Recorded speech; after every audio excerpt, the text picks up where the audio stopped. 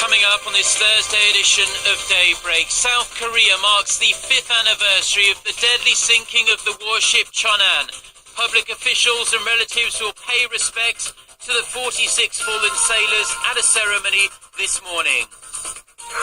There's speculation the possible deployment of the controversial THAAD missile defense system to South Korea will come up in talks today between South Korean officials and visiting US military chief General Martin Dempsey.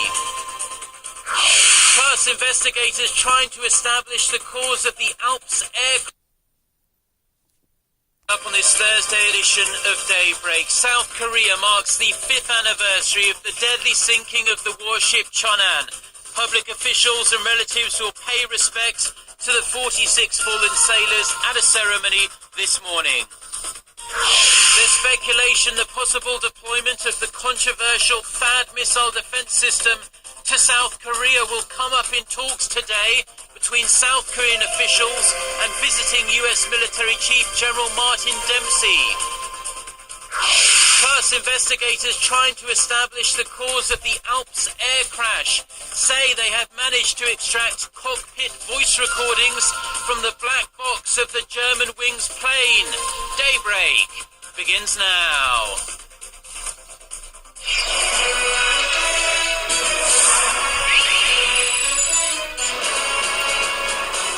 Hello and thanks for joining us. To our viewers around the world, it's 6 a.m. on Thursday, March 26th here in Seoul. I'm Mark Broom and you're tuned in to Daybreak.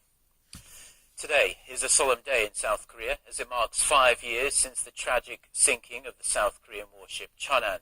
A memorial ceremony will be held later this morning in the central city of Daejeon to pay respect to the 46 sailors who lost their lives when the Geunhye was split in two by a North Korean torpedo attack in 2010.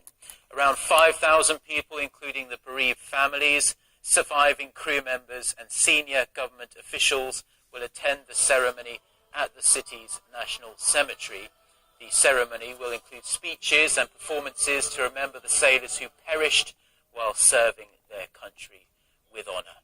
We'll be bringing you live coverage of the memorial ceremony from around 10:20 a.m. today, Korea time, that is.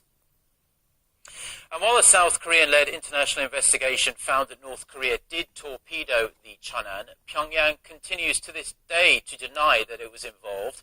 In fact, in its latest rebuttal, North Korea has accused the United States of making up the story to expand Washington's influence in Northeast Asia.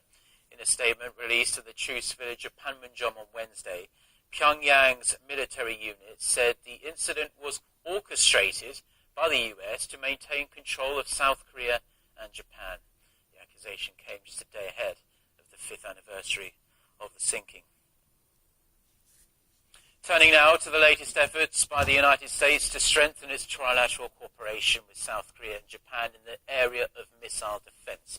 And with the chairman of the US Joint Chiefs of Staff set to arrive in Seoul today, there's speculation he'll want to talk about the possible deployment of a controversial US missile defense system to South Korea. Connie Gibb reports.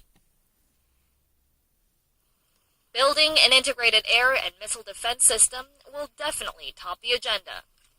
Embarking on his trip to Korea and Japan on Tuesday, General Martin Dempsey said the U.S. is making progress on an integrated air and missile umbrella defense system. Air and missile defense system will definitely top the agenda. Embarking on his trip to Korea and Japan on Tuesday, General Martin Dempsey said the U.S. is making progress on an integrated air and missile umbrella defense system with Seoul and Tokyo. Dempsey did not elaborate further, but his trip is seen as a push for missile defense cooperation between Seoul, Washington, and Tokyo. But this backdrop is raising questions whether or not the talks will cover the deployment of the Terminal High Altitude Area Defense, or the so-called THAAD, to South Korea. Earlier this week, a senior U.S. official indicated that THAAD would be on the agenda when Dempsey meets his counterpart, Geunhye, on Friday. Seoul, however, dismissed such claims, saying it's not on its official agenda. The American missile defense system is highly controversial. Washington says a deployment of THAAD on Korean soil is crucial for regional peace, while other nations, namely China and Russia, strongly opposes against the idea, saying it threatens their national security. Other topics up for discussion are the transfer of wartime operational control from Washington to Seoul, response options against North Korea's provocations, and Seoul-Washington joint military exercises. The talks are expected to continue when U.S. Secretary of State Ashton Carter visits Seoul next month for the first time since taking office. Connie Kim, Arirang News. Korea's gross national income per capita rose to over $28,000 last year, boosting expectations for the economy to reach the $30,000 mark in 2015, but analysts say it won't be an easy task. Geunhye explains why.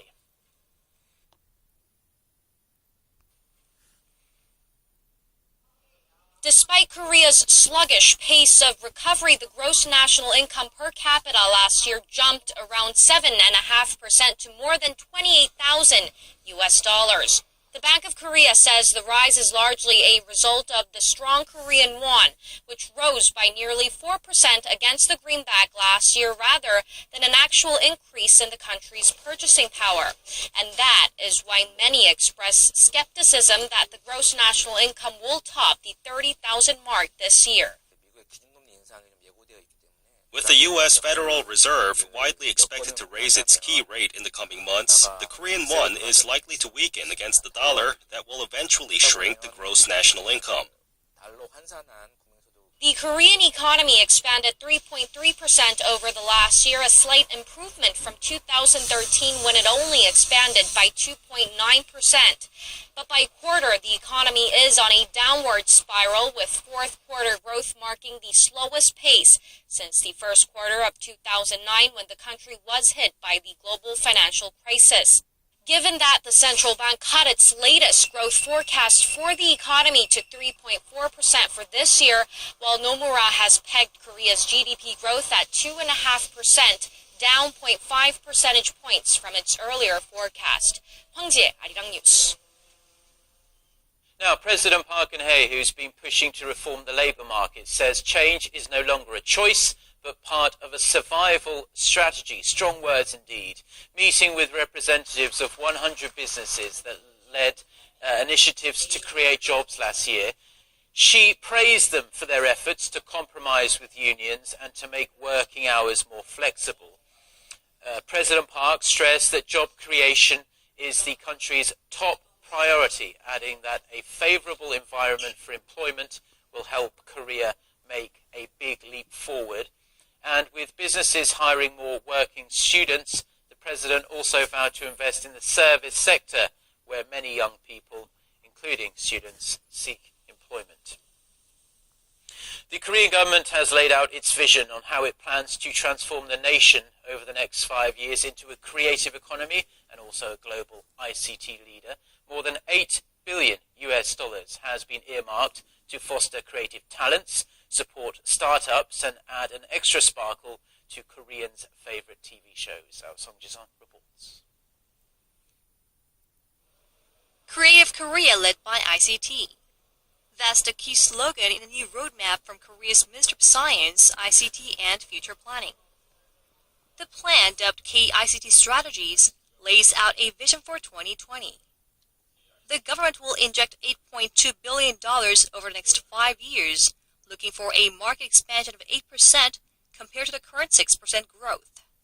Government officials hope exports will top $210 billion in 2020, up from the current $174 billion. Among the key projects unveiled Wednesday, Seoul aims to demonstrate 5G technologies at the 2018 Pyeongchang Winter Olympic Games ahead of its commercial launch in 2020. Korea also expects to become the first to launch terrestrial UHD television services that same year. Korea is already taking the lead in semiconductors, display panels, and smartphones, and Seoul seeks to secure the top spot for the next 2 to 3 decades by supporting innovation and convergence. The set of measures follows the ministry's restructuring announced earlier this month. The moves were made to better adapt to the fast development of the ICT industries and to take prompt actions to achieve its initiatives in President Park's creative economy drive. 송지선, 아리랑 뉴스. Korea's main opposition party has unveiled its own proposal for the reform of the civil servants' pension system. The New Politics Alliance for Democracy says funds could be saved by cutting pension benefits for high-level officials while still maintaining current benefits for mid to lower-level civil servants. The ruling Geunhye party criticized the proposal, calling it a vague plan that doesn't contain any specific figures for the contribution rate and benefits. Public sector unions also voiced their opposition, saying it would cost civil servants too much. Korea's public pension system has been running a deficit for 20 years, since 1995. Now, it's a pretty tough job market for young people here in Korea these days, and it seems the job anxiety has permeated into the art scene particularly strongly. Now, President Park marked this year's Culture Day by watching a young artist's performance. Global headlines we're following on this Thursday morning from Seoul. For that, we turn to Eunice Kim, standing by at the news center. Good morning, Eunice. Good morning to you, Mark. Search crews in the French Alps are wrapping up their first full day of surveying the remote alpine region in search of clues and the remains of the 150 who were on board the ill-fated Germanwings Flight 9525. On Wednesday, French President François Hollande hosted German Chancellor Angela Merkel as the two leaders flew over the crash site.